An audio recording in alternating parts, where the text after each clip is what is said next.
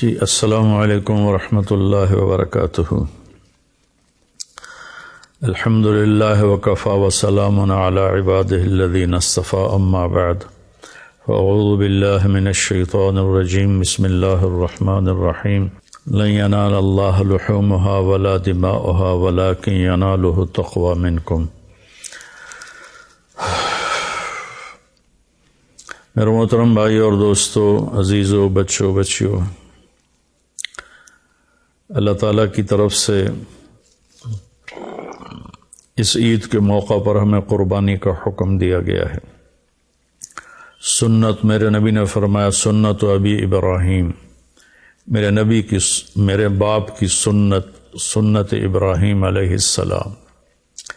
اللہ کے نبی خود، آپ کا معمول تھا اشتراک بشین، آپ 2 چھترے خریدتے تھے، سمینین موٹے ہوتے تھے، اقرنین ان کے سینگ بڑے بڑے ہوتے تھے، ملیحین وہ بڑے خوبصورت ہوتے تھے، موجوعتین وہ خصی ہوتے تھے۔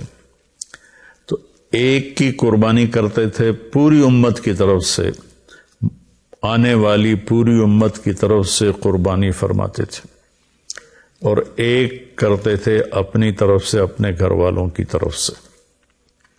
ساری زندگی آپ نے 2 جانور ذبح کیے، لیکن جس سال آپ نے حج کیا تو آپ نے 100 اونٹ آپ کی طرف سے ذبح کیے گئے، 63 اونٹ آپ نے اپنے ہاتھ سے ذبح کیے، اور 37 اونٹ حضرت علی رضی اللہ تعالیٰ عنہ علیہ الصلاۃ والسلام انہوں نے آپ کی طرف سے ذبح کیے، اور آپ نے فرمایا سب لے جاؤ، اور اہل مینا جو آئے وہ اس میں سے لے جائے، پکائے کھائے۔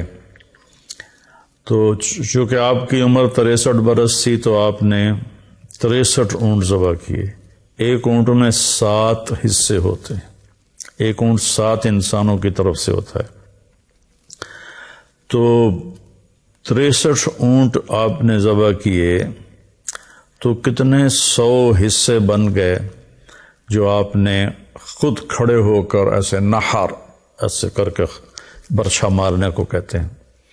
اور ایک عجب منظر دنیا نے دیکھا، نہ پہلے دیکھا نہ بعد میں دیکھے گی، کہ 100 اونٹ کھڑے کیے گئے، ان میں سے 5 اونٹ پہلے لائے جاتے تھے، پھر ان میں سے ایک کو اللہ کے نبی کے سامنے پیش کیا جاتا تھا۔ تو اونٹ ایک دوسرے کو کاٹ رہے تھے کہ پہلے میں چلا جاؤں۔ ادھر ہم کتنی مشکل سے گراتے ہیں جانور، اور وہ باں باں کرتا ہے، لیکن اللہ کے محبوب صلی اللہ علیہ وسلم کے ہاتھوں ذبح ہونے میں وہ سبقت لے جا رہے تھے، بازی لے جا رہے تھے، اور آپس میں لڑ رہے تھے۔ ہر اونٹ کی تمنا تھی کہ میں پہلے ذبح ہو جاؤں، اور اس کے بعد 37 اونٹ حضرت علی علیہ السلام نے ذبح فرمائے، اور پھر آپ نے فرمایا کہ ان اونٹوں کا جو گوشت بنائے گا اس کو مزدوری گوشت میں سے نہ دی جائے، میں الگ سے دوں گا۔ اور پھر اپنے گھر والوں کی طرف سے آپ نے گائے ذبح کی، اور پھر اس کا حضرت علی سے فرمایا کہ کوئی گوشت کے ٹکڑے لو اور دیگ میں ڈالو۔ تو اس کے بعد پھر آپ نے سر کے بال منڈائے، ناخن کٹوائے، مونچھوں کے بال کٹوائے، اور پھر اس کے بعد آپ نے غسل فرمایا، کپڑے بدلے، حضرت عائشہ نے آپ کو خوشبو لگائی۔ اس کے بعد آپ نے انتظار کیا، جب وہ پہلی دیگ جو چڑھی تھی جب وہ تیار ہو گئی تو پھر آپ نے اس میں سے گوشت، آپ اور علی رضی اللہ تعالیٰ عنہ ایک ہی برتن میں کھا رہے تھے، اور پھر آپ نے اس کا شوربہ بھی پیا، اور اس کے بعد پھر آپ اپنی اونٹنی قصواء پر اسامہ بن زید کو پیچھے بٹھایا، اور آپ طواف زیارت کے لیے تشریف لے گئے۔ طواف زیارت میں یہ طواف آپ نے اونٹنی پر کیا، چونکہ رش بہت زیادہ تھا اور لوگوں کو شوق تھا کہ ہم اللہ کے نبی کو دیکھیں، بہت سے لوگ پہلی دفعہ دیکھ رہے تھے۔ پھر آپ نے اونٹنی پہ سوار ہو کر وہ طواف کیا، اور آپ کے ہاتھ میں ایک چھڑی سی تھی، جب آپ اس پر حجر اسود پر آتے تو یوں اشارہ کر کے اس کو ایسے استلام کر لیتے تھے۔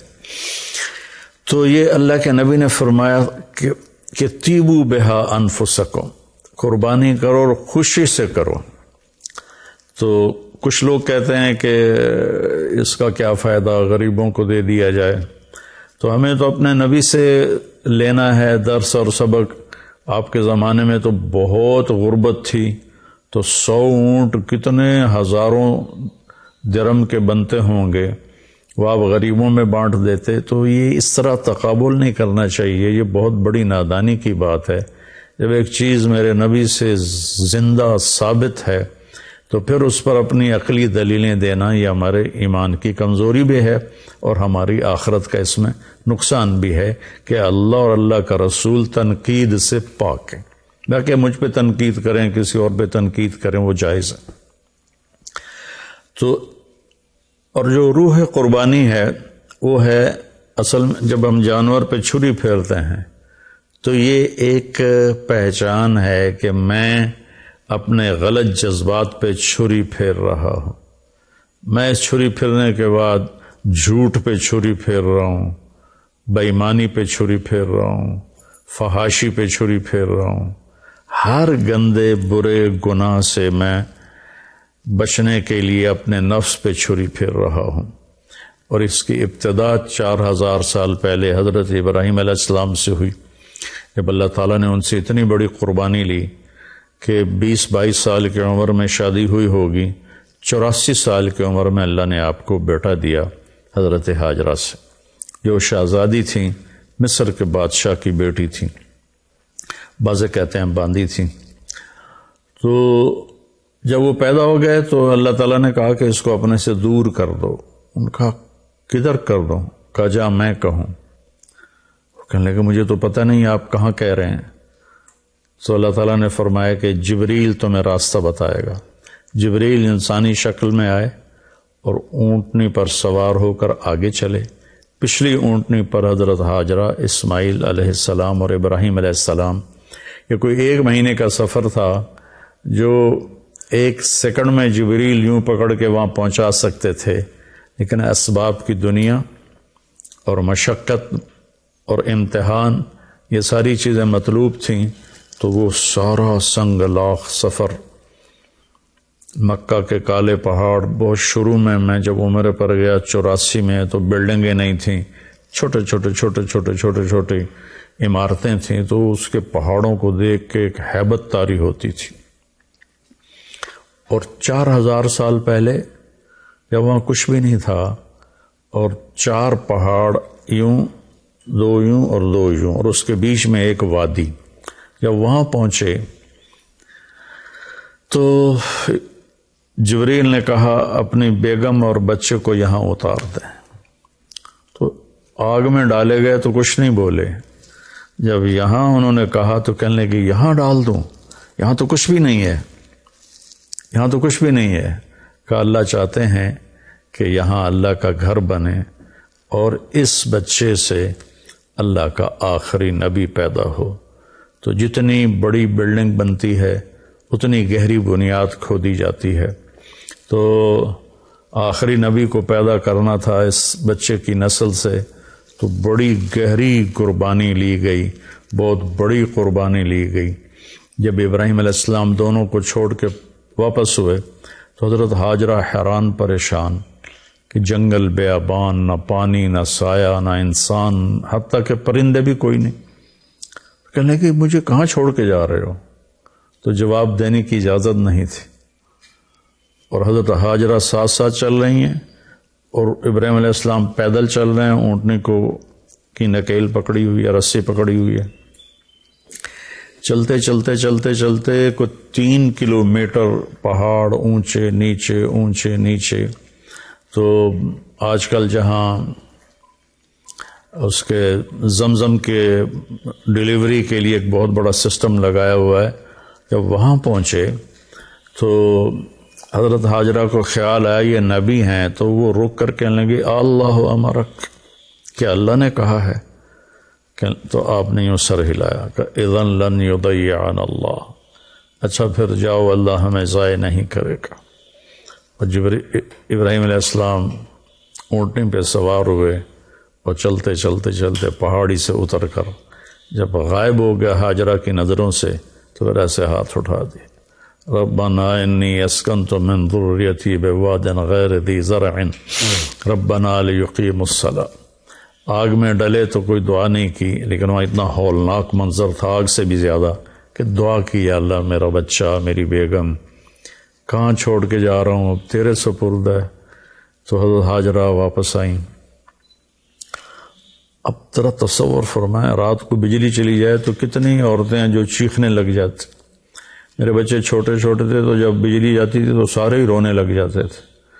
تو اندھیری گھپ رات، گھٹا ٹوپ اندھیرا اور سناٹا، ہوا کی آواز بھی کوئی نہیں، اور ان 4 پہاڑوں کے درمیان مصر کی شہزادی ایک بچے کو گود میں لے کے بیٹھی ہوئی ہے۔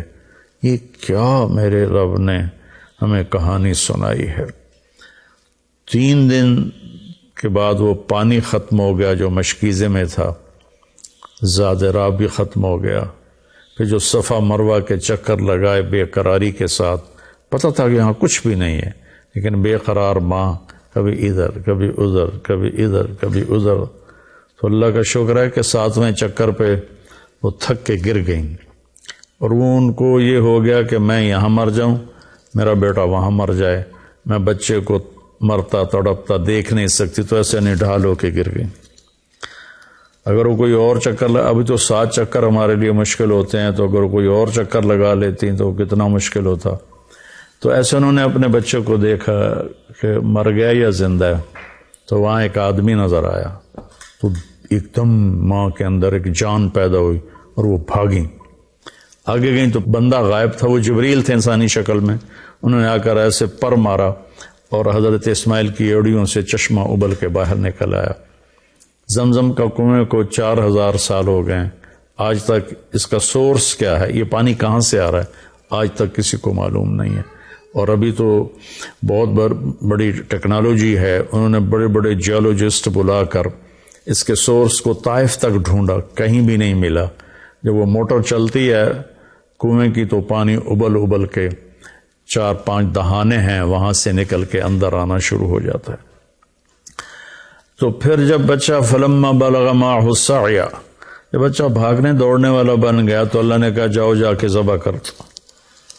تو ابراہیم علیہ السلام کو آپ ذرا تصور کریں کہ جب وہ فلسطین سے چلے ہوں گے چھری لے کر، پورے راستے میں کن خیالوں کے ساتھ چلے ہوں گے کہ میں بچہ ذبح کرنے جا رہا ہوں، میں بچہ ذبح کرنے جا رہا ہوں، میں بچہ ذبح کرنے جا رہا ہوں۔ اور عمر اس وقت ان کی کوئی 90 سال ہو چکی تھی۔ تو جب بچے کو لے کر مینا میں پہنچے اور اس کے سامنے کھڑے کر کے کہا کہ انی ارا فی المنام انی اذبحک فانظر ماذا ترى، بیٹا میں تمہیں ذبح ہوتے دیکھ رہا ہوں، کیا رائے ہے؟ تو 1 سیکنڈ نہیں لگایا حضرت اسماعیل علیہ السلام نے، یا ابت ففعل، یا ابت وفعل نہیں، یا ابت فعل۔ ابت اور افعل کے درمیان کوئی حرف نہیں، یعنی اتنی سپیڈ سے اسماعیل علیہ السلام نے واپس جواب دیا، یا ابت فعل ستجدنی انشاء اللہ من الصابرین۔ اب چھری چلا، تو دیکھے گا میں صبر والا ہوں۔ وہ حیران ہو کر دیکھنے لگے کہ تجھے پتہ بھی ہے میں نے کیا کہا ہے؟ کہنے لگے ہاں پتہ ہے، آپ مجھے ذبح کریں گے، آپ کے بدلے مجھے اللہ مل جائے گا، اللہ آپ سے زیادہ بہتر ہے، دنیا کے بدلے مجھے جنت مل جائے گی، جنت دنیا سے بہتر ہے۔ پھر تھوڑی دیر چپ ہوئے، کہنے لگے ہاں مجھے اپنی ماں کا بڑا خیال آ رہا ہے کہ اسے بڑا افسوس ہوگا۔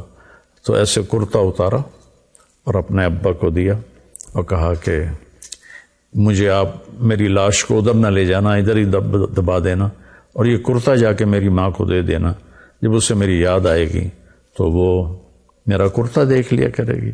اور بچے نے کہا کہ میرے ہاتھ پاؤں باندھ کے مجھے الٹا لٹاؤ اور نیچے سے چھری چلاؤ تاکہ تمہاری نظریں میرے اوپر پڑیں تو ہاتھ نہ کانپ جائے، یہ 6-7 سال کے معصوم بچے نے اتنے بڑے نبی کو نصیحت کر رہا ہے۔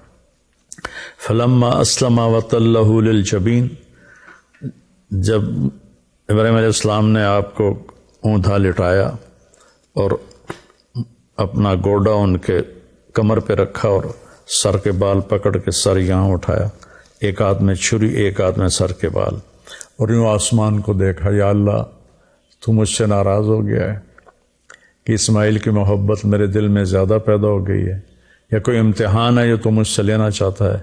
یا اللہ میں ہر حال میں تجھ سے راضی ہوں، میں اسے تیرے نام پہ قربان کرتا ہوں۔ اور چھری چلا دی۔ چھری تو اللہ کے حکم کے تابع تھی، اللہ نے اس کو کاٹنے سے روک دیا۔ نہ گردن میں کوئی لوہے کا ٹکڑا آیا، نہ چھری کون تھی، بس اللہ کا امر تھا، نہیں چلی، 1 دفعہ 2 دفعہ 3 دفعہ، آخر اٹھے اور چھری کو تیز کیا۔ تیز کر کے جب آئے تو پھر اللہ نے کہا جبریل پہنچو۔ سبحان اللہ، کیا بیٹا ہے، کیا باپ ہے، کن لوگوں کی ہم پیروی کرتے ہیں، نام لیتے ہیں، کیا ہمارے اعمال ہیں۔ ہم ایک دوسرے پر چھری چلانے میں تو بڑے تیز ہیں، لیکن اپنی خواہشات پہ چھری چلانا، یہ پورا دیس الا ماشاء اللہ خالی پڑا ہوا ہے۔ تو جب انہوں نے پٹی کھولی تو سامنے وہ چھترا ذبح تھا اور جبریل اور اسماعیل علیہ السلام کھڑے تھے۔ اس میں فلسفہ یہ تھا کہ اللہ کے حکم کے سامنے جان دینی پڑے دے دو، اولاد دینی پڑے دے دو، مال دینا پڑے دے دو، لیکن اللہ کو ناراض نہ کرو۔ اس کے بدلے میں اللہ ایک بہت عالی شان ہمیشہ کی زندگی نصیب فرمائے گا، جس کے بارے میں اللہ فرماتا ہے فَلَا تَعْلَمُ نَفْسٌ مَا أُخْفِيَ لَهُم مِّن قُرَّةِ أَعْيُنٍ جَزَاءً بِمَا كَانُوا يَعْمَلُونَ، کہ میرے بندو تمہیں پتہ لگ ہی نہیں سکتا تمہاری آنکھوں کی ٹھنڈک کے لیے میں نے کیا سامان تیار کیا ہوا ہے۔ تو میرے عزیزو، یہ قربانی ایک پیغام ہے کہ اللہ رسول کو راضی کرنے میں ہم اپنی خواہشات کی قربانی دیں اور اپنے نبی کو، اپنے اللہ کو خوش کریں۔ تو اس وقت ہمارے ملکی حالات بہت ابتر ہیں۔ میں تو یہاں دیہات میں ہوں، غریبوں کے چولہے بند ہو چکے ہیں، 1 وقت پکاتے ہیں، 2 وقت بھوکے رہتے ہیں، بہت بری حالت ہے۔ میں نے زندگی میں کبھی ایسی بری حالت نہیں دیکھی جو میں اب دیکھ رہا ہوں۔ میں یہاں شکر ہے ایک فاؤنڈیشن بنائی ہے اور ویلفیئر کا کام کرتا ہوں، لیکن ہم عاجز آ گئے ہیں، اتنے سائل ہیں کہ میرے پاس محدود وسائل ہیں، میں بے بس ہو گیا ہوں۔ تو میری سب سے گزارش ہے کہ اپنے اللہ کی طرف رجوع کریں، اپنے اللہ سے مانگیں کہ یا اللہ ہمارے اوپر آئی ہوئی یہ سختی دور فرما دے اور ہم سے راضی ہو جائے۔ جن گناہوں کی وجہ سے یا اللہ تو ناراض ہوا اور میرا دیس ایک جنگل بن گیا، یا اللہ تو ہم سب کے وہ گناہ معاف فرما۔ اس میں بھی مجرم ہوں اور 22 کروڑ عوام بشمول حکومت سب جتنے محکمے ہیں، ہم سارے اس میں مجرم ہیں کہ ہم نے اس چھوٹی سی دنیا اور چند دن کی زندگی کے پیچھے اپنے اللہ کو بھی ناراض کیا ہوا ہے، اپنے رسول کو بھی ناراض کیا ہوا ہے، اپنی قبر کو بھی آگ سے بھرا ہوا ہے اور اپنے حشر کو بھی تباہی سے ہم نے بھرا ہوا ہے۔ ہمارے سامنے صرف یہی زندگی ہے جس کا اللہ تعالیٰ کہتا ہے یعلمون ظاہرا من الحیات الدنیا وہم عن الآخرۃ ہم غافلون۔ تمہیں صرف دنیا کی زندگی معلوم ہے، تمہیں پتہ ہی نہیں ہے کہ آخرت میں کیا ہونے والا ہے۔ جب اللہ دے گا تو ایسا دے گا کہ کسی کو تصور نہیں ہو، جب اللہ پکڑے گا تو ایسا پکڑے گا کہ کسی کو تصور نہیں۔ ان بطش ربک لشدید، تیرے رب کی پکڑ انتہائی سخت ہے۔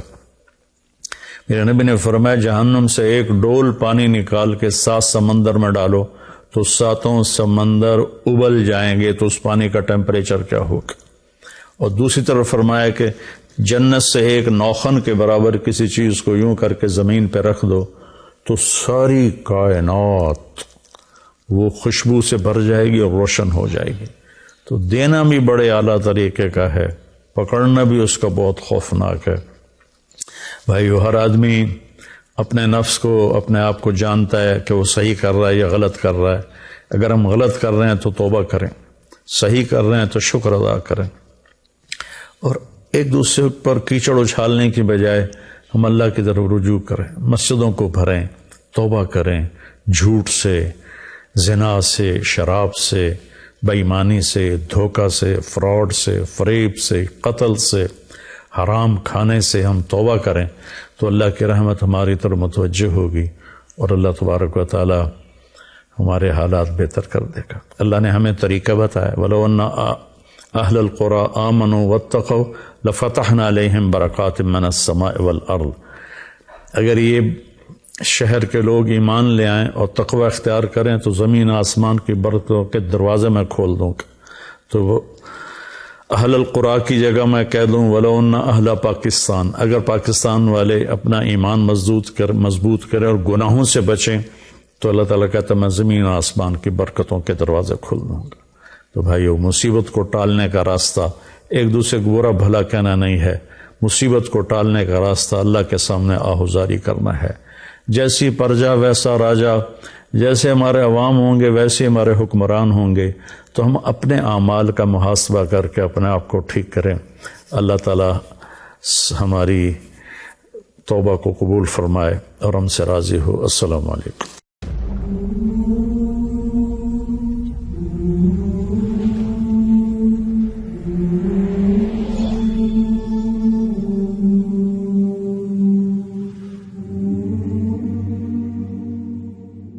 جی السلام علیکم ورحمۃ اللہ وبرکاتہ.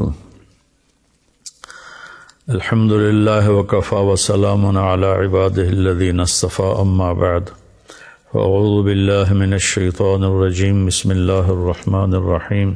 لن ینال اللہ لحومها ولا دماؤها ولکن ینالہ التقوی منکم. میرے محترم بھائی اور دوستو، عزیزو، بچوں، بچیوں، اللہ تعالیٰ کی طرف سے اس عید کے موقع پر ہمیں قربانی کا حکم دیا گیا ہے. سنت، میرے نبی نے فرمایا سنت ابی ابراہیم، میرے باپ کی سنت ابراہیم علیہ السلام.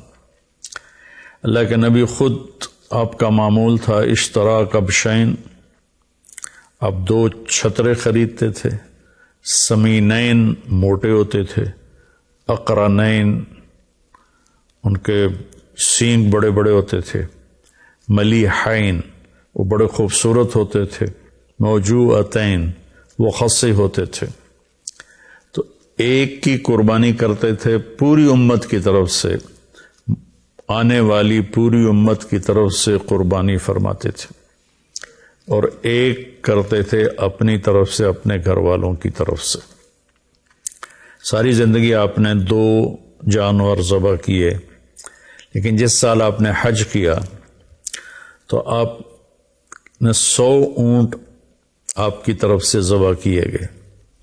63 اونٹ آپ نے اپنے ہاتھ سے ذبح کیے، اور 37 اونٹ حضرت علی رضی اللہ تعالیٰ عنہ علیہ الصلاۃ والسلام انہوں نے آپ کی طرف سے ذبح کیے.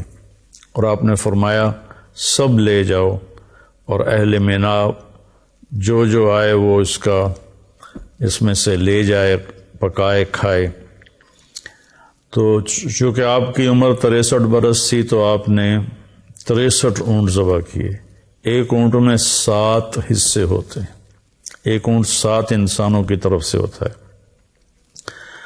تو 63 اونٹ آپ نے ذبح کیے تو کتنے 100 حصے بن گئے جو آپ نے خود کھڑے ہو کر ایسے نحر ایسے کر کے برچھا مارنے کو کہتے ہیں. اور ایک عجب منظر دنیا نے دیکھا، نہ پہلے دیکھا نہ بعد میں دیکھے گی، کہ 100 اونٹ کھڑے کیے گئے، ان میں سے 5 اونٹ پہلے لائے جاتے تھے، پھر ان میں سے ایک کو اللہ کے نبی کے سامنے پیش کیا جاتا تھا. تو اونٹ ایک دوسرے کو کاٹ رہے تھے کہ پہلے میں چلا جاؤں. ادھر ہم کتنی مشکل سے گراتے ہیں جانور اور وہ باں باں کرتا ہے، لیکن اللہ کے محبوب صلی اللہ علیہ وسلم کے ہاتھوں ذبح ہونے میں وہ سبقت لے جا رہے تھے، بازی لے جا رہے تھے اور آپس میں لڑ رہے تھے۔ ہر اونٹ کی تمنا تھی کہ میں پہلے ذبح ہو جاؤں، اور اس کے بعد 37 اونٹ حضرت علی علیہ السلام نے ذبح فرمائے، اور پھر آپ نے فرمایا کہ ان اونٹوں کا جو گوشت بنائے گا اس کو مزدوری گوشت میں سے نہ دی جائے، میں الگ سے دوں گا۔ اور پھر اپنے گھر والوں کی طرف سے آپ نے گائے ذبح کی، اور پھر اس کا حضرت علی سے فرمایا کہ کوئی گوشت کے ٹکڑے لو اور دیگ میں ڈالو۔ تو اس کے بعد پھر آپ نے سر کے بال منڈائے، ناخن کٹوائے، مونچھوں کے بال کٹوائے، اور پھر اس کے بعد آپ نے غسل فرمایا، کپڑے بدلے، حضرت عائشہ نے آپ کو خوشبو لگائی۔ اس کے بعد آپ نے انتظار کیا، جب وہ پہلی دیگ جو چڑھی تھی جب وہ تیار ہو گئی تو پھر آپ نے اس میں سے گوشت، آپ اور علی رضی اللہ تعالیٰ عنہ ایک ہی برتن میں کھا رہے تھے، اور پھر آپ نے اس کا شوربہ بھی پیا، اور اس کے بعد پھر آپ اپنی اونٹنی قصواء پر اسامہ بن زید کو پیچھے بٹھایا اور آپ طواف زیارت کے لیے تشریف لے گئے۔ طواف زیارت میں یہ طواف آپ نے اونٹنی پر کیا، چونکہ رش بہت زیادہ تھا اور لوگوں کو شوق تھا کہ ہم اللہ کے نبی کو دیکھیں، بہت سے لوگ پہلی دفعہ دیکھ رہے تھے۔ پھر آپ نے اونٹنی پہ سوار ہو کر وہ طواف کیا، اور آپ کے ہاتھ میں ایک چھڑی سی تھی، جب آپ اس پر حجر اسود پر آتے تو یوں اشارہ کر کے اس کو ایسے استلام کر لیتے تھے۔ تو یہ اللہ کے نبی نے فرمایا کہ تیبو بہا انفسکم، قربانی کرو اور خوشی سے کرو۔ تو کچھ لوگ کہتے ہیں کہ اس کا کیا فائدہ، غریبوں کو دے دیا جائے۔ تو ہمیں تو اپنے نبی سے لینا ہے درس اور سبق۔ آپ کے زمانے میں تو بہت غربت تھی، تو 100 اونٹ کتنے ہزاروں درم کے بنتے ہوں گے، وہ آپ غریبوں میں بانٹ دیتے۔ تو یہ اس طرح تقابل نہیں کرنا چاہیے، یہ بہت بڑی نادانی کی بات ہے۔ جب ایک چیز میرے نبی سے زندہ ثابت ہے تو پھر اس پر اپنی عقلی دلیلیں دینا یہ ہمارے ایمان کی کمزوری بھی ہے، اور ہماری آخرت کا اس میں نقصان بھی ہے کہ اللہ اور اللہ کا رسول تنقید سے پاک ہے۔ باقی مجھ پہ تنقید کریں، کسی اور پہ تنقید کریں، وہ جائز ہے۔ تو اور جو روح قربانی ہے وہ ہے اصل میں جب ہم جانور پہ چھری پھیرتے ہیں تو یہ ایک پہچان ہے کہ میں اپنے غلط جذبات پہ چھری پھیر رہا ہوں، میں اس چھری پھیرنے کے بعد جھوٹ پہ چھری پھیر رہا ہوں، بے ایمانی پہ چھری پھیر رہا ہوں، فحاشی پہ چھری پھیر رہا ہوں، ہر گندے برے گناہ سے میں بچنے کے لیے اپنے نفس پہ چھری پھیر رہا ہوں۔ اور اس کی ابتدا 4000 سال پہلے حضرت ابراہیم علیہ السلام سے ہوئی، جب اللہ تعالیٰ نے ان سے اتنی بڑی قربانی لی کہ 20-22 سال کی عمر میں شادی ہوئی ہوگی، 84 سال کی عمر میں اللہ نے آپ کو بیٹا دیا حضرت ہاجرہ سے، جو شہزادی تھیں، مصر کے بادشاہ کی بیٹی تھیں، بعض کہتے ہیں باندی تھیں۔ تو جب وہ پیدا ہو گئے تو اللہ تعالیٰ نے کہا کہ اس کو اپنے سے دور کر دو۔ ان کا کدھر کر دو؟ کہا جا میں کہوں۔ کہنے لگے مجھے تو پتہ نہیں آپ کہاں کہہ رہے ہیں۔ تو اللہ تعالیٰ نے فرمایا کہ جبریل تمہیں راستہ بتائے گا۔ جبریل انسانی شکل میں آئے اور اونٹنی پر سوار ہو کر آگے چلے۔ پچھلی اونٹنی پر حضرت ہاجرہ، اسماعیل علیہ السلام اور ابراہیم علیہ السلام۔ یہ کوئی 1 مہینے کا سفر تھا جو 1 سیکنڈ میں جبریل یوں پکڑ کے وہاں پہنچا سکتے تھے، لیکن اسباب کی دنیا اور مشقت اور امتحان یہ ساری چیزیں مطلوب تھیں، تو وہ سارا سنگ لاخ سفر مکہ کے کالے پہاڑ، بہت شروع میں جب عمر پر گیا 84 میں، تو بلڈنگیں نہیں تھیں، چھوٹے عمارتیں تھیں، تو اس کے پہاڑوں کو دیکھ کے ایک ہیبت طاری ہوتی تھی۔ اور 4000 سال پہلے جب وہاں کچھ بھی نہیں تھا، اور 4 پہاڑ یوں، 2 یوں اور 2 یوں، اور اس کے بیچ میں ایک وادی جب وہاں پہنچے تو جبریل نے کہا اپنی بیگم اور بچے کو یہاں اتار دیں. تو آگ میں ڈالے گئے تو کچھ نہیں بولے. جب یہاں انہوں نے کہا تو کہنے لگے یہاں ڈال دوں, یہاں تو کچھ بھی نہیں ہے, یہاں تو کچھ بھی نہیں ہے. کہ اللہ چاہتے ہیں کہ یہاں اللہ کا گھر بنے اور اس بچے سے اللہ کا آخری نبی پیدا ہو. تو جتنی بڑی بلڈنگ بنتی ہے اتنی گہری بنیاد کھودی جاتی ہے.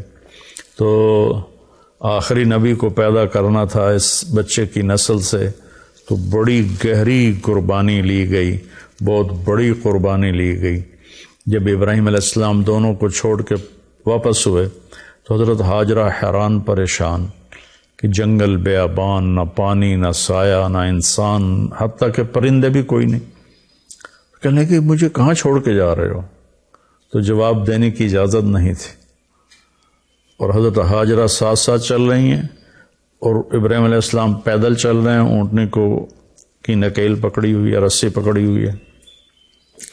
چلتے چلتے چلتے چلتے کوئی 3 کلومیٹر پہاڑ اونچے نیچے اونچے نیچے. تو آج کل جہاں اس کے زمزم کے ڈیلیوری کے لیے ایک بہت بڑا سسٹم لگایا ہوا ہے, جب وہاں پہنچے تو حضرت ہاجرہ کو خیال آیا یہ نبی ہیں, تو وہ رک کر کہنے لگی اللہ امرک, کہ اللہ نے کہا ہے. تو آپ نے یوں سر ہلایا کہ اذن لن یضیعنا اللہ, اچھا پھر جاؤ اللہ ہمیں ضائع نہیں کرے گا.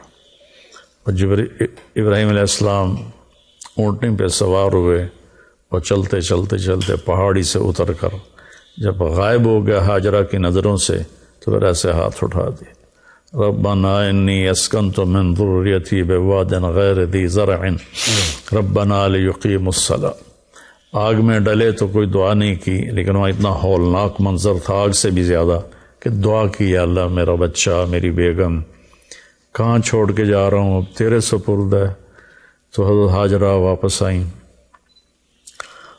اب ذرا تصور فرمائیں رات کو بجلی چلی جائے تو کتنی عورتیں ہیں جو چیخنے لگ جاتی. میرے بچے چھوٹے چھوٹے تھے تو جب بجلی جاتی تھی تو سارے ہی رونے لگ جاتے تھے. تو اندھیری گھپ رات, گھٹا ٹوپ اندھیرا اور سناٹا, ہوا کی آواز بھی کوئی نہیں. اور ان 4 پہاڑوں کے درمیان مصر کی شہزادی ایک بچے کو گود میں لے کے بیٹھی ہوئی ہے. یہ کیا میرے رب نے ہمیں کہانی سنائی ہے. 3 دن کے بعد وہ پانی ختم ہو گیا جو مشکیزے میں تھا, زاد راہ بھی ختم ہو گیا. پھر جو صفا مروہ کے چکر لگائے بے قراری کے ساتھ, پتہ تھا کہ یہاں کچھ بھی نہیں ہے, لیکن بے قرار ماں کبھی ادھر کبھی ادھر کبھی ادھر کبھی ادھر. تو اللہ کا شکر ہے کہ 7ویں چکر پہ وہ تھک کے گر گئیں. اور وہ ان کو یہ ہو گیا کہ میں یہاں مر جاؤں, میرا بیٹا وہاں مر جائے. میں بچے کو مرتا تڑپتا دیکھ نہیں سکتی, تو ایسے نڈھال ہو کے گر گئی. اگر وہ کوئی اور چکر ابھی تو 7 چکر ہمارے لیے مشکل ہوتے ہیں, تو اگر کوئی اور چکر لگا لیتی تو کتنا مشکل ہوتا. تو ایسے انہوں نے اپنے بچے کو دیکھا کہ مر گیا یا زندہ ہے. تو وہاں ایک آدمی نظر آیا, تو ایک دم ماں کے اندر ایک جان پیدا ہوئی اور وہ بھاگیں. آگے گئیں تو بندہ غائب تھا, وہ جبریل تھے انسانی شکل میں. انہوں نے آ کر ایسے پر مارا اور حضرت اسماعیل کی ایڑیوں سے چشمہ ابل کے باہر نکل آیا. زمزم کا کنویں کو 4000 سال ہو گئے, آج تک اس کا سورس کیا ہے, یہ پانی کہاں سے آ رہا ہے, آج تک کسی کو معلوم نہیں ہے. اور ابھی تو بہت بڑی ٹیکنالوجی ہے, انہوں نے بڑے بڑے جیولوجسٹ بلا کر اس کے سورس کو طائف تک ڈھونڈا, کہیں بھی نہیں ملا. جب وہ موٹر چلتی ہے کنویں کی تو پانی ابل ابل کے 4-5 دہانے ہیں وہاں سے نکل کے اندر آنا شروع ہو جاتا ہے. تو پھر جب بچہ فلما بلغ معه السعی, جب بچہ بھاگنے دوڑنے والا بن گیا تو اللہ نے کہا جاؤ جا کے ذبح کر دو. تو ابراہیم علیہ السلام کو آپ ذرا تصور کریں کہ جب وہ فلسطین سے چلے ہوں گے چھری لے کر, پورے راستے میں کن خیالوں کے ساتھ چلے ہوں گے کہ میں بچہ ذبح کرنے جا رہا ہوں, میں بچہ ذبح کرنے جا رہا ہوں, میں بچہ ذبح کرنے جا رہا ہوں. اور عمر اس وقت ان کی کوئی 90 سال ہو چکی تھی. تو جب بچے کو لے کر مینا میں پہنچے اور اس کے سامنے کھڑے کر کے کہا کہ انی ارا فی المنام انی اذبحک فانظر ماذا ترى، بیٹا میں تمہیں ذبح ہوتے دیکھ رہا ہوں، کیا رائے ہے؟ تو ایک سیکنڈ نہیں لگایا حضرت اسماعیل علیہ السلام نے، یا ابت ففعل، یا ابت وفعل نہیں، یا ابت فعل، ابت اور افعل کے درمیان کوئی حرف نہیں، یعنی اتنی سپیڈ سے اسماعیل علیہ السلام نے واپس جواب دیا، یا ابت افعل ستجدنی انشاء اللہ من الصابرین، ابا چھری چلا، تو دیکھے گا میں صبر والا ہوں۔ وہ حیران ہو کر دیکھنے لگے کہ تجھے پتہ بھی ہے میں نے کیا کہا ہے؟ کہنے لگے ہاں پتہ ہے، آپ مجھے ذبح کریں گے، آپ کے بدلے مجھے اللہ مل جائے گا، اللہ آپ سے زیادہ بہتر ہے، دنیا کے بدلے مجھے جنت مل جائے گی، جنت دنیا سے بہتر ہے۔ پھر تھوڑی دیر چپ ہوئے، کہنے لگے ہاں مجھے اپنی ماں کا بڑا خیال آ رہا ہے کہ اسے بڑا افسوس ہوگا، تو ایسے کرتا اتارا اور اپنے ابا کو دیا اور کہا کہ مجھے آپ میری لاش کو ادھر نہ لے جانا، ادھر ہی دبا دینا، اور یہ کرتا جا کے میری ماں کو دے دینا، جب اسے میری یاد آئے گی تو وہ میرا کرتا دیکھ لیا کرے گی۔ اور بچے نے کہا کہ میرے ہاتھ پاؤں باندھ کے مجھے الٹا لٹاؤ اور نیچے سے چھری چلاؤ تاکہ تمہاری نظریں میرے اوپر پڑیں تو ہاتھ نہ کانپ جائے۔